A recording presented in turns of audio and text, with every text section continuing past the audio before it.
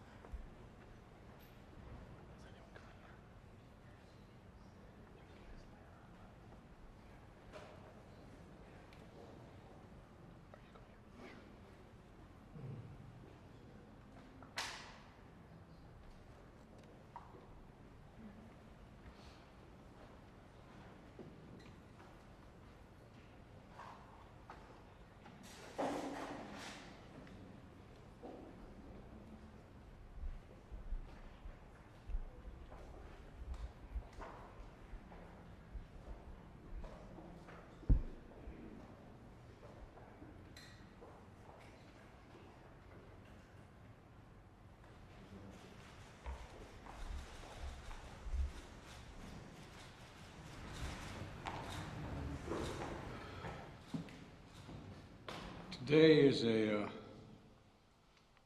not hyperbole to suggest a very solemn moment.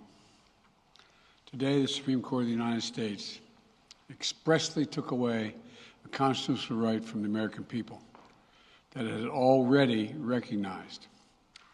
They didn't limit it, they simply took it away. That's never been done to a right so important to so many Americans, but they did it. It's a sad day for the court and for the country.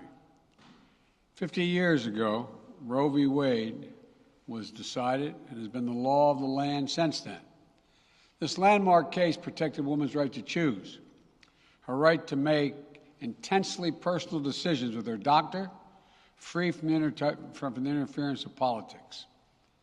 It reaffirmed basic principles of equality, that women have the power to control their own destiny, and it reinforced a fundamental right of privacy, a right of each of us to choose how to live our lives.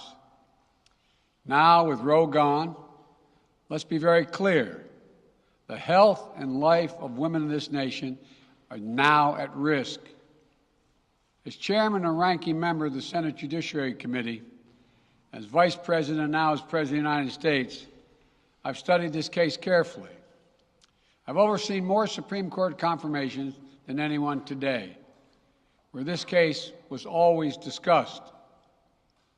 I believe Roe v. Wade was the correct decision as a matter of constitutional law and application of the fundamental right to privacy and liberty in matters of family and personal autonomy. It was a decision on a complex matter that drew a careful balance between a woman's right to choose earlier in her pregnancy and the state's ability to regulate later in her pregnancy. A decision with broad national consensus that most Americans of faith and backgrounds found acceptable, and that had been the law of the land for most of the lifetime of Americans today. And it was a constitutional principle upheld by justices appointed by Democrat and Republican presidents alike.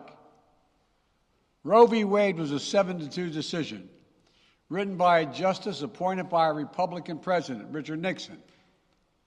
In the 5 decades that followed Roe v. Wade, justices appointed by Republican presidents from Eisenhower, Nixon, and Reagan, George W. Bush, were among the justices who voted to uphold the principles set forth in Roe v. Wade.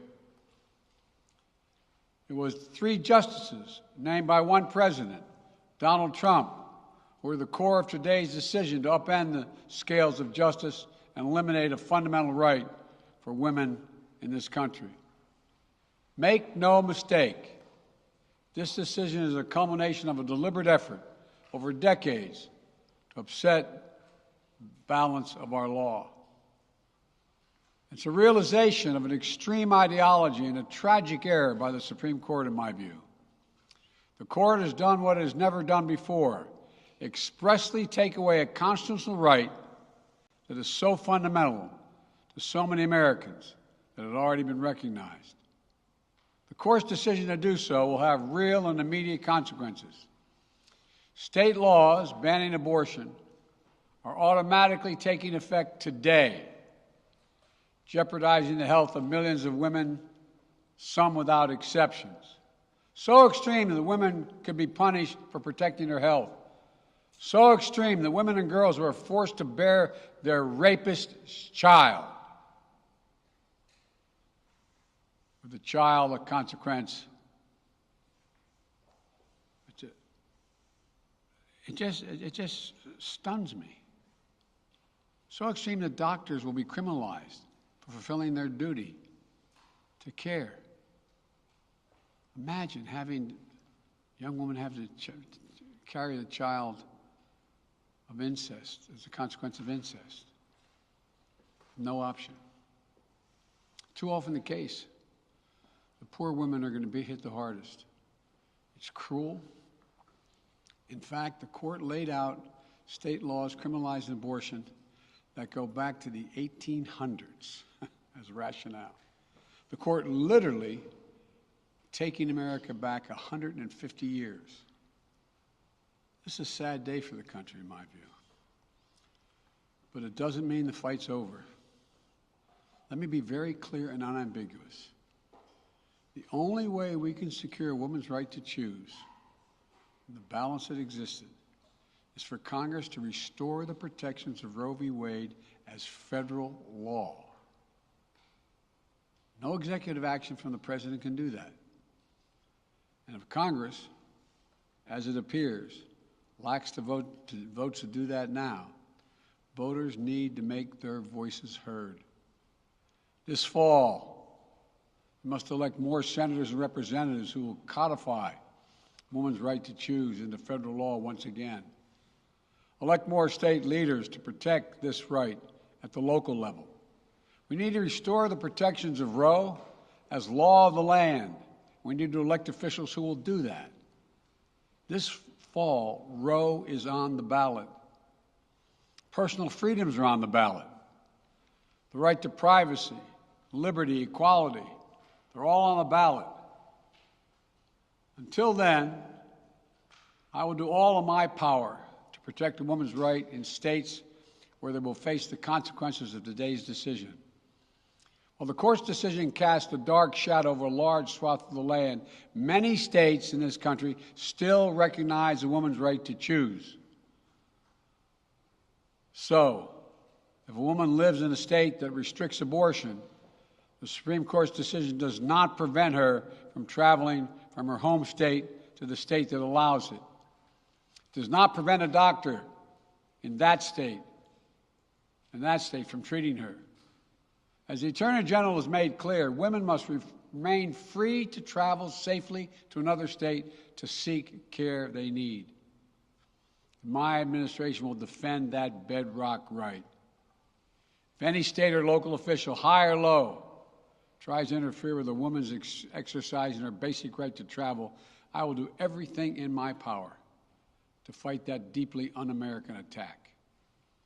My administration will also protect a woman's access to medications that are approved by the Food and Drug Administration, the FDA, like contraception, which is essential for preventative health care, mifepristone, which the FDA approved 20 years ago to safely end early pregnancies and is commonly used to treat miscarriages. Some states are saying that they'll try to ban or severely restrict access to these medications. But extremist governors and state legislators are looking to block the mail or search a person's medicine cabinet or control a woman's actions by tracking data on her apps she uses are wrong and extreme and out of touch with the majority of Americans.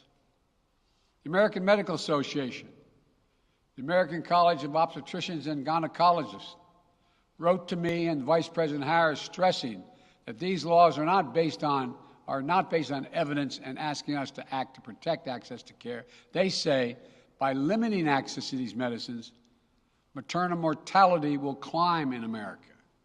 That's what they say. Today, I'm directing the Department of Health and Human Services to take steps to ensure these critical medications are available to the fullest extent possible. And the politicians cannot interfere in the decisions that should be made between a woman and her doctor. And my administration will remain vigilant as the implications of this decision play out.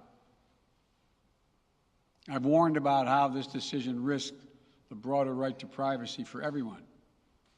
That's because Roe recognized the fundamental right to privacy that has served as a basis for so many more rights that we've come to take for granted, that are ingrained in the fabric of this country. The right to make the best decisions for your health. The right to use birth control, a married couple in the privacy of their bedroom, for God's sake. The right to marry the person you love.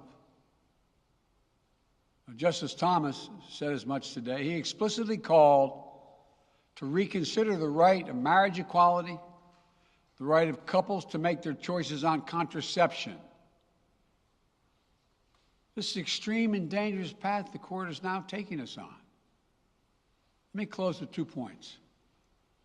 First, I call on everyone, no matter how deeply they care about this decision, to keep all protests peaceful.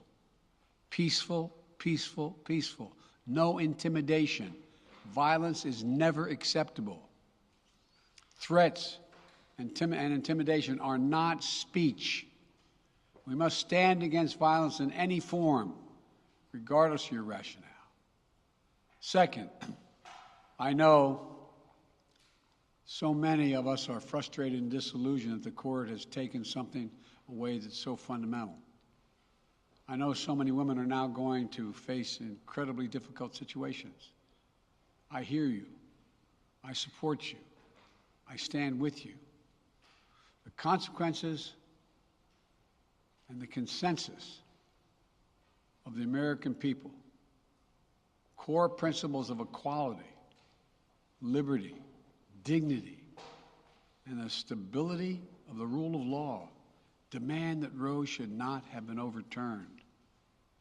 With this decision, the conservative majority of the Supreme Court shows how extreme it is, how far removed they are from the majority of this country. They've made the United States an outlier among developed nations in the world. But this decision must not be the final word. My administration will use all of its appropriate lawful powers, but Congress must act. And with your vote, you can act. You can have the final word. This is not over. Thank you very much. I have more to say this in weeks to come. Thank you. Mr. President, do you still have confidence in the court, Mr. President? Do you want to see term limits on the Supreme Court? Is the Supreme Court broken? Is it broken?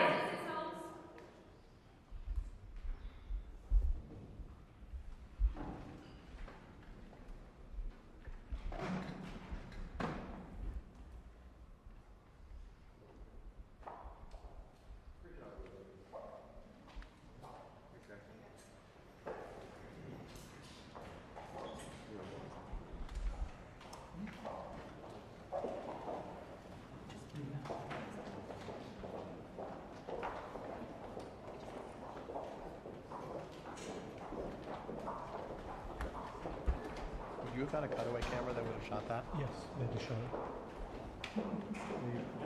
Definitely. All the women? Okay, good.